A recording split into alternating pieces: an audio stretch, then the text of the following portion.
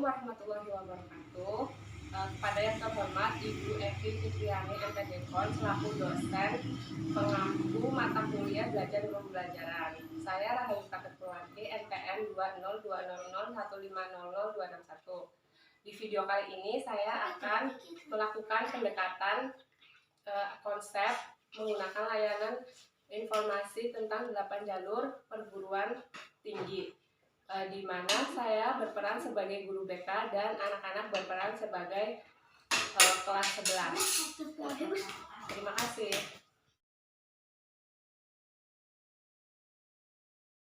Assalamualaikum warahmatullahi wabarakatuh. Waalaikumsalam warahmatullahi wabarakatuh. Oke, sebelum mengawali pertemuan kali ini, Ibu mau tanya dulu nih ke Ryan. Nanti kalau udah lulus SMA, Ryan mau lanjut kuliah di mana? UI. Kalau Pati? UGM. Wah, hebat banget ya. Kalian masih kelas 11, tapi kalian udah punya tujuan. Udah memilih kampus yang bagus ya. Oke, di pertemuan kali ini Ibu akan menyampaikan 8 jalur yang bisa kalian masuki untuk masuk ke perguruan tinggi. Jadi ada jalur apa saja yang perlu kalian ketahui ya. Yang pertama adalah jalur SNMPTN atau Seleksi Nasional Masuk Perguruan Tinggi Negeri. Jadi jalur ini adalah jalur prestasi atau jalur undangan. Jadi menggunakan nilai raport semester 1 sampai semester 5 selama kalian SMA. Nah, jalur prestasi ini, jalur SNMPTN ini juga mendukung nilai prestasi dan track record sekolah kalian. Jadi semakin banyak prestasi dan penghargaan yang kalian dapat, akan semakin besar peluang kalian untuk diterima di SNMPTN ini. Dan syarat masuknya yaitu kalian harus dari lulusan tahun tersebut. Jadi kalau misalkan kalian mau ikutin SNMPTN tahun 2022, jadi kalian juga harus lulus tahun 2022. Yang kedua, syarat yang kedua adalah kalian harus memiliki NIS. Ibu akan koordinasikan selaku guru BK kalian ya. Yang ketiga adalah pemerintahan. Jadi kalau sekolah, alhamdulillah sih sekolah kita akreditasinya enggak. Jadi lebih besar peluangnya ya kalian bisa diterima SNMPTN.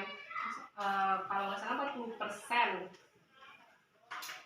Jadi semakin bagus reputasi sekolah kita di mata perguruan tinggi, akan semakin besar kuota peluang diterimanya kalian. Yang keempat adalah kalian harus membuat akun di LTMPT atau Seleksi Tes Masuk Perguruan Tinggi.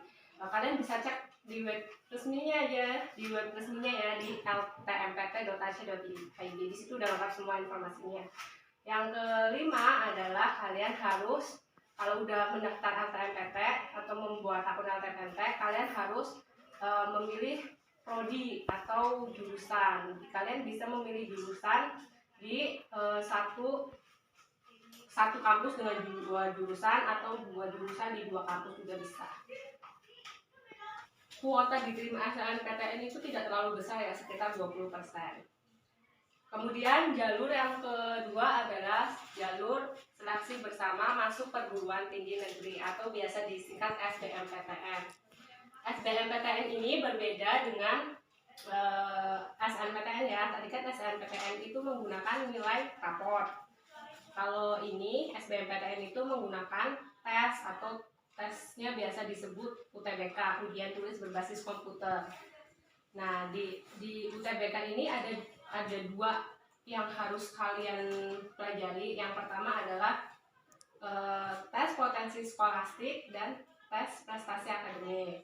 Tes potensi skolastik itu mencakup ada subtesnya, itu ada penalaran umum, pengetahuan kuantitatif, pengetahuan membaca bacaan, dan pengetahuan pemahaman umum.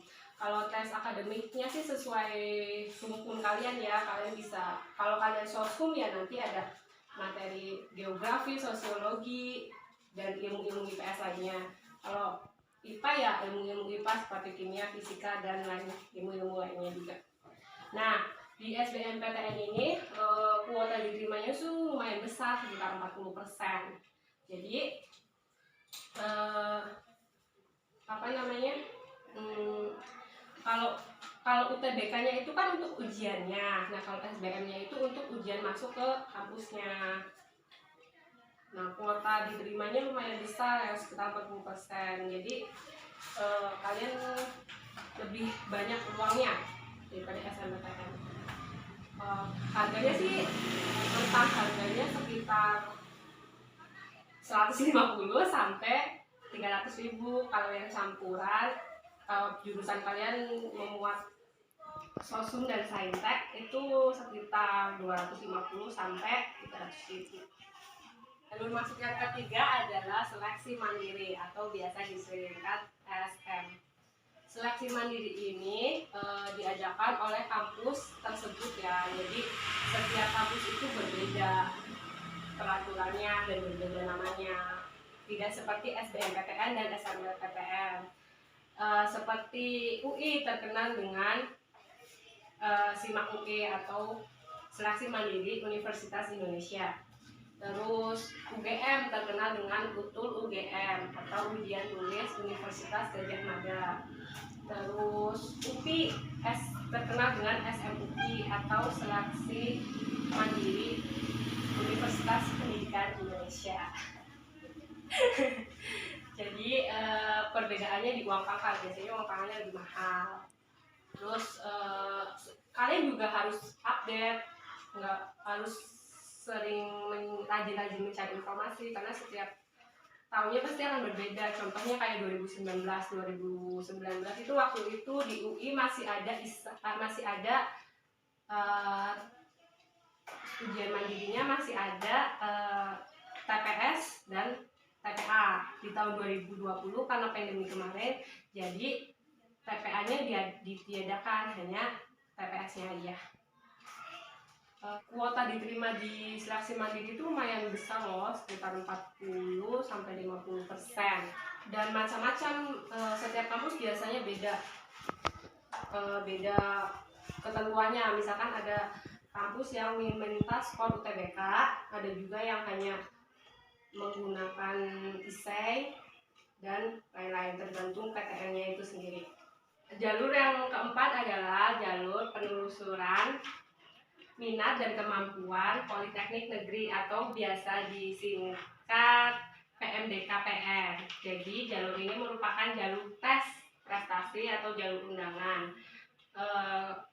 Jalur PMDK ini membuka 42 Politeknik Negeri di Indonesia seperti Politeknik Bandung, Politeknik Negeri Jakarta, Politeknik Negeri Samarinda, dan politeknik yang lain. Adalah ujian kedinasan. Ujian kedinasan ini berbeda dengan PTN ya, jadi memiliki tes masing-masing. Contohnya seperti Akademi Militer, Sekolah Tinggi Akuntansi Negara, terus Sekolah Tinggi Ilmu Statistik. Nah, biasanya di kedinasan ini untuk sekolah wajib militer ada yang namanya tes kebugaran fisik. Terus di kedinasan ini juga perlu yang namanya tes seperti tes kesehatan, tes akademik, tes potensi akademik, tes wawancara, tes kesehatan, tes psikologi, dan tes lainnya. Di kedinasan ini tesnya lebih kompleks ya, soalnya lulusannya lebih terjamin. Seperti lulusan dari STAN biasanya akan diangkat menjadi ASN atau PNS. Jalur masuk yang ke-6 adalah SPAN PTKIN atau Seleksi Prestasi Akademik Nasional Perguruan Tinggi Keagamaan Islam Negeri. Jadi SPAN PTKIN ini membuka universitas negeri seperti Universitas Islam Negeri, Institut Agama Islam Negeri, dan Sekolah Tinggi Agama Islam Negeri. Biasanya tes ini dilakukan serentak dan oleh di bawah naungan Kementerian Agama Islam Republik Indonesia. Yang ketujuh adalah seleksi mandiri masuk perguruan tinggi negeri Barat atau SNMPTN Barat. Jadi jalur ini dibuka khusus untuk kampus-kampus yang berada di wilayah barat seperti Universitas Bengkulu, Universitas Syahkaula, Universitas Jambi, Universitas Lampung, dan SNMPTN Barat ini tergabung di PKS Perguruan Tinggi Indonesia di wilayah bagian barat. Jalur masuk yang terakhir adalah seleksi masuk perguruan tinggi swasta. Jadi jalur ini biasanya juga membuka ujian seperti ujian saringan, dan biasanya soal-soalnya juga nggak jauh beda dari soal SBMPTN, dan jurusan dengan prodi spesifik seperti desain biasanya membutuhkan tes menggambar, lalu dilanjutkan dengan tes wawancara. Ini tujuannya agar mereka tahu gitu loh sejauh mana ketertarikan kalian dengan jurusan yang kalian ambil. Dan biasanya ada juga PTN yang membutuhkan komponen nilai untuk esai. Jadi